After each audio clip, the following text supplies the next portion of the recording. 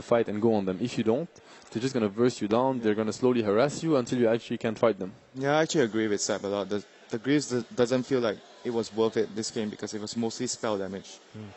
Okay, moving forward, looking forward to the next game. What do we home do now? Do we see the Darkseer band out this time? Is that going to help either team? They should grab it again if they can. I think I don't think it was a problem.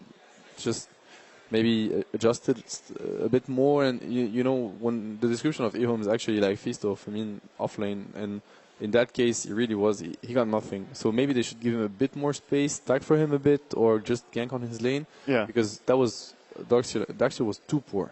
He was, and I agree with what you were on to. Maybe a different item build could have worked. He needed Blink BKB pretty much to go into the fight. That's what they needed in that game. Glimmer Cape also saved so many people. Definitely. Yeah, players are on their way out to the arena to rejoin the pods that they have waiting for them as they come out now. And we will get this game back underway very shortly. ROTK looking pretty cool, pretty relaxed. And that man's always relaxed. Look at him. As he leads his team out back towards the pods. Vici Gaming will go head-to-head with Ehome in Game 2 with a game in hand. Just one game away from reaching the top 4. They've been here before, of course. Plenty of experience in that team. Fun fact about Ice is that he will never play with his socks on because he doesn't feel comfortable or at home. So makes him more relaxed. Would not like to be in that booth right now. They have air conditioning, you know. Need some air fresheners in there as well. So they'll get themselves settled. We're already settled, which means we can continue to talk about this this matchup and figure out where it might go. Do we feel like Vici got the upper hand in the first game, obviously, and now they've got the mental upper hand as well? Does that not just add to sort of, you know, take them 2-0 and clean this one up and say goodbye to Ehome, or have they got a little bit more fight in them, do you think? Oh, I think Ehome has a lot of fight in them. They did, after all, 2-0 against Secret, which was an impressive performance.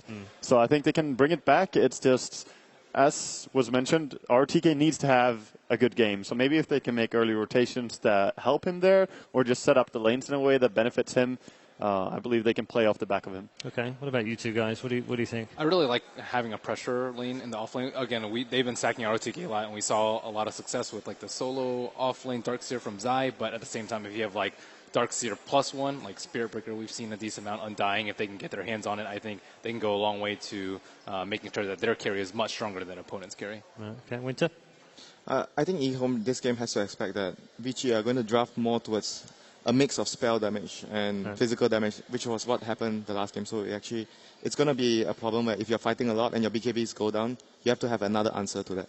Yeah, we've not seen a huge amount of pocket strats, but there's been like the odd hero here or there that they've kind of pulled out of nowhere. So do we expect that in Game 2? I mean, we were talking about like Lina getting more attention, and I like the fact that Vici actually showed that against Lina we want to have the Nether Ward, which is the Pugna, which Sebastian and I agreed it was a really good way of dealing with the Lina. Yeah. The Luna as well, not only picked once in the group stages, and then suddenly 7 times in 3 days. Just seems to have caught on. Luna always comes back at TI. It's always been like this. You know, suddenly they start picking Luna, they start winning with it, and then it starts being a thing. Yeah. But she's weak if you have to go BKB that early. And we've seen like Visage own her earlier today. This game was Zeus. So she does have their weaknesses, and teams are picking up. Mass spell damage is the way to beat her out early. Okay. So any other crazy picks that we see, either picks that we haven't seen too much of? I mean, we're definitely not getting techies in this game, but anything crazy along that lines, or maybe even anything we haven't seen yet. I wouldn't say definitely. There is, of course, Ice in this game as well, so he would be a player that could pull out the techies. Winter's laughing. Come on. It can happen, Winter. Are you gonna smile? Yeah, because when you mentioned crazy, that's the first guy. And they actually they saw Ehome being completely, caught off guard by the Tekis pick yesterday, so it could also be a thing. From Ehome, if you're looking for a surprise pick from Ehome, if I had to bet, it would be on the Draw Ranger. As I said, I think it was yesterday, they do play a lot of Draw Ranger strats, and they've been doing it without Visage. Just they used to run some Draw Pugna, lineups like this where they just go and they push all the time, and they force the issue very early, and they just catch you off guard because you're not ready to actually defend your base damage but they're going to go for it if you're not ready. Yeah. Okay. Any final thoughts, Wega? No, I just want to mention again that Luna, she's going to keep being a relevant hero here. It won't fade off. After it started here in the later stage of the main event, it will keep going. Okay. Just checking my little list that we've been keeping throughout the tournament. There's a number of players who started off this tournament that had a chance of winning a second one. We've obviously lost a couple more players now, of course, with Secret gone. It now means we have just 2 players left who can repeat. That's Zhao 8 in LGD and Hao, who's in Vici Gaming. So there's only 2 left, and if we lose them out of this, then we're down to 1. I mean, we just need one. Well, we do just need one, but it becomes much harder just to get one guy through to the final. It just goes to show how difficult it is to repeat. It's a storyline that we followed all the way through. Obviously, it came into the group stages, and we were talking about it back then, and obviously with Chobra here. And we've been talking about it all week as well. And I know some people have sort of said, why do you keep talking about it? Well, because it's an important thing. It's one of those things that the players want to do as well. I remember S4 saying in his video interview that that's what's driving him right now. He wanted to win 2 in a row, or 2 overall. So how important do you think it is for these players to have those achievements each time? Because it's not about the money when it comes down to that, is it? Exactly. For every other player, it's I want to win TI, but for one who has already done it, it's to repeat the story. And as you said, it's almost impossible to win just one TI. To repeat the story, we'll see if that can actually happen. I mean, for Hao and Xiao 8, that's the dream. Yeah, it's tough. And we've lost a lot of champions along the way. Obviously, your guys not qualifying either, and then losing Na'Vi early. It's been a bad year for the champions and the favourites as well. It almost seems like it's the year of the wild card. But it's a good thing. I think it's a good thing overall for the scene for 2 reasons. First of all, it's going to give hope to a lot of players, a lot of teams. Nothing is impossible. When you see CDEC dominating the international, and they weren't even invited, they were a qualifier team. They did well in the qualifier, but they actually didn't even win the qualifier. They did well. They were only second. And suddenly they're like one of the strongest teams here, and we're even questioning if EG can actually, beat them. So it's like it's a whole new scene suddenly. So, and it's also gonna bring back to earth, I'd say, the better players, if some of them feel like they are actually far away, far ahead of the others. It's just gonna bring back a tougher competition. Yeah, we've had a couple of players, notably this week. I picked out Arteezy, who said it. And Ice has also said that they both used the word cocky. And I picked up on that because it's exactly what we'd set up here. Was maybe they were a bit cocky when they went out there, going out in their shows and went. And they admitted to that. And I think that's really humble of them to do so. So it's a good identifier that they've gone, hang on a minute. We kind of got carried away here with the whole, we're really good and we're going to win this easily. Yeah, but sometimes players realize that too late. And I think that's why we've seen a poor performance from the champions TI4, TI5. The only one that was really close, I would say, was Na'Vi in TI3 that actually almost got it. But everyone else, they just don't have that same hunger. After you've already proven that you're the best, like if you win another TI, you just prove that you're the best again, right? It's not nearly as strong as someone who doesn't believe in you. It's like, oh, you guys are good, but you haven't won a TI yet, right? We saw it in the G interview, although that interview was a bit, but there was some information in it, and he actually said at some point we wanted to beat Secret. So not only they wanted to win and go further, they also wanted to prove that they were better than Secret. And I feel like when you're Secret, sure you want to win and move on, but you don't necessarily want to beat Virtus Pro. Of course you want to, but it's not a big achievement for them.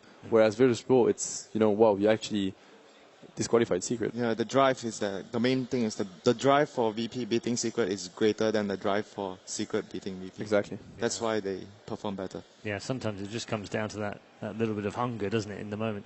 Do you feel there was any sandbagging of any of the teams before we got to TI? I mean, it's been a common thing in sports. I just wonder whether you feel like maybe in Dota 2 some of these guys have been keeping stuff back, haven't been putting everything in. Someone actually did say to me yesterday he believed that the Chinese teams had all not done anything for the first 6 months with their eye fully on the international. I can't believe they've gone to 11 tournaments and not tried hard. Nah, definitely not. Yeah, I don't agree as well. No. I mean, the last few months before TI, there's always talk at every LAN, like at ESL, it was talk, is Secret going to pull out all their strategies or are they saving for TI? But in all reality, I haven't seen any team that I feel is saving strategy. Even Secret at ESL, they performed really well. They pulled out some Tusk-Teki combination, which was seen here at TI as well. I don't think any team was holding back stuff and trying to, because the meta changed from ESL to here. I understand the frustration, though, because people are looking for why have suddenly the Chinese teams become fantastic again when they haven't had particularly good 6 months at the start of the year. This whole thing is a fairy tale. Like, this is not reality. You always want to win in Dota. You're not like I'm gonna lose for 6 months and then I have this master plan. What if you just lose at TI? Then you're like, you look like a fool basically. Yeah. And you lost everything on the whole. You always try your best because they're all competitors. They're like the toughest competitors. Okay, very quickly before we go into the draft, 1-1 or 2-0, you two? 1-1. 1-1. 2-0. Wow. Okay, a difference of opinion on the analysis desk. Who'd have thought?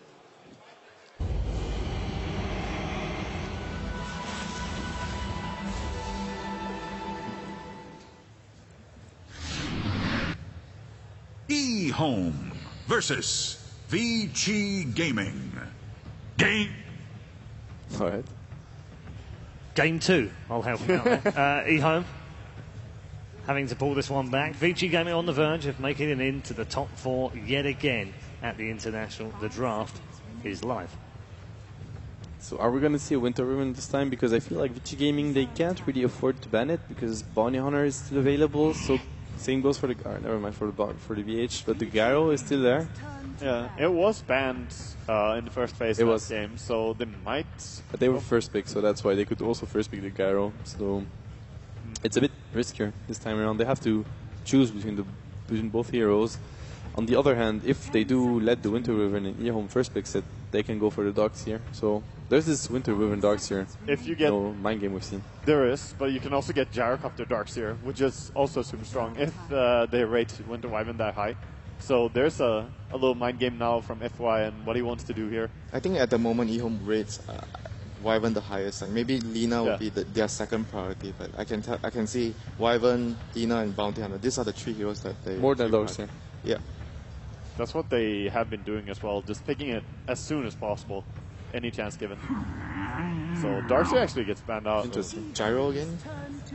They're targeting RTK, aren't they? Like, they realized last game, managed to shut him down, will not keep trying to hold him back because then E-Home doesn't really come online. Yeah, it really felt like ROTK not being able to have the impact he usually has on the game made them.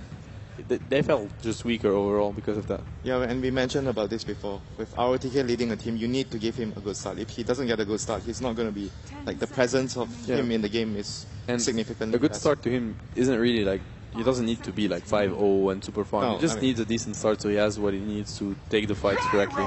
That's basically it.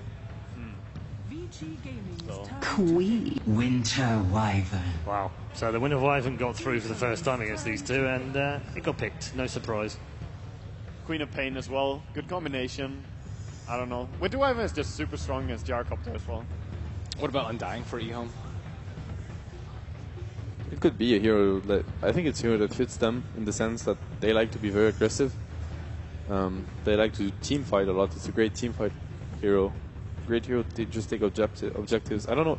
Do they even pick DK E-Home? I'm thinking of a lineup around DK Gyro, but I'm not sure they've played DK so much. I don't believe it's CTY's hero as well. It just doesn't feel like it because he excels at these high skill heroes. You know, these heroes that can bring the insane plays. He's not a very mechanical. I go in and stun with a Shadow Blade DK. At the same time, I think it plays to the strengths of their team. As we saw, like last year, RTZ played a lot of DK, and they just won games straight up with it just because it was a straight out draft. I mean, sometimes you have to pick a hero according to your lineup instead of focusing too much. Oh, this guy, he's really good at playing heroes. Of course, this. Yeah. You have to fit the lineup. So I think you need to find a balance between. Storm Spirit. All right. Well, that was balance. No balance. Only CTY Storm. And there's a hero that E-Home completely gave up on. It's Razor. I feel like they've been picking Razor a lot prior to the main stage, and they completely forgot about it or just ignored it. I mean, we talk about CTY. You don't want to bad game.